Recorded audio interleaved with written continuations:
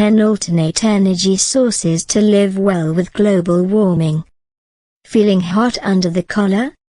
Glaciers and polar ice are melting, ocean levels are rising, hot, dry weather, huge forest fires, water restrictions, crop failures. You name it, if these don't feature in your life yet, they soon will. Global warming and climate change are facts of life now, according to the International Panel on Climate Change, and many scientists. Huge problems beyond our control. But are you hot under the collar? If you're not, you probably live in a city where half of the Earth's citizens live now and take much for granted. Because in city living we are far removed from natural processes that deliver our food, clothing and energy. Does your child even know that milk comes from a cow, or a soybean if you're that way inclined, and not from a milk carton? Even in the city you cannot stick your head in the sand, or under the asphalt. And you are not immune from climate change. Witnesses are the 15,000 mostly elderly people that died in Paris alone in the sizzling hot European summer of 2003. Or the many killed in New Orleans at the hands of Cyclone Katrina. And if you are hot under the collar, do you think perhaps that there will be some miraculous scientific breakthrough so they will fix the Earth? The ultimate stem cell technology may be that can clone a new home for us. Seriously, for many of us it is just all too hard. All we want is to live a life where we may raise our children to have a future. A future of some predictability, of schooling, a job, a family, community, of achievements and an enjoyable life, on a healthy planet Earth. Is this a fading dream, once a reasonable expectation? Maybe, maybe not. Our world is changing. There are great challenges ahead and it is too late to stop global warming. The Earth has changed and the processes it uses to regulate itself are adjusting themselves.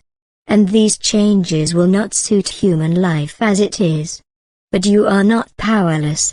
Each person alone can change the world, one by one. Let me explain. Do I say that these problems are under our control then? Well, yes and number. We are talking about a severely disabled world really. And from the experience of disability we can learn how to survive and thrive. Come on, get real, you say? Do I hear, just show me the right alternate energy sources and we'll get out of this mess. Yes, we desperately do need to switch to renewable energy sources that do not make a greenhouse out of our home, the Earth. But all the technology in the world will never be enough to survive and flourish. Renewable energy sources alone will not teach us to accept limits, unpredictability and what it is to lead a rewarding life. How we have lived collectively, in our billions, for the last few hundred years, has got us to this point. And by changing what we do we can live through climate change as best as we might. Even now.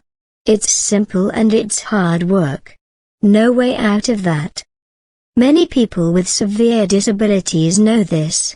And they report the same or better life satisfaction as anyone else under highly challenging, vulnerable circumstances. So, we can learn to live well in a disabled world.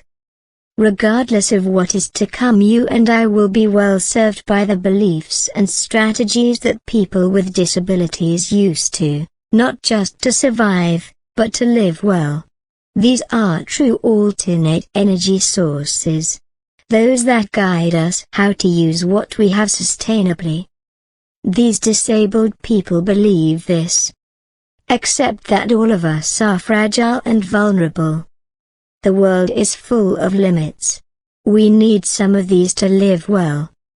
Vulnerability and dependence are an inevitable part of a whole life.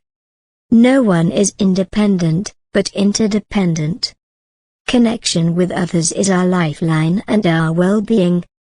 And they do this.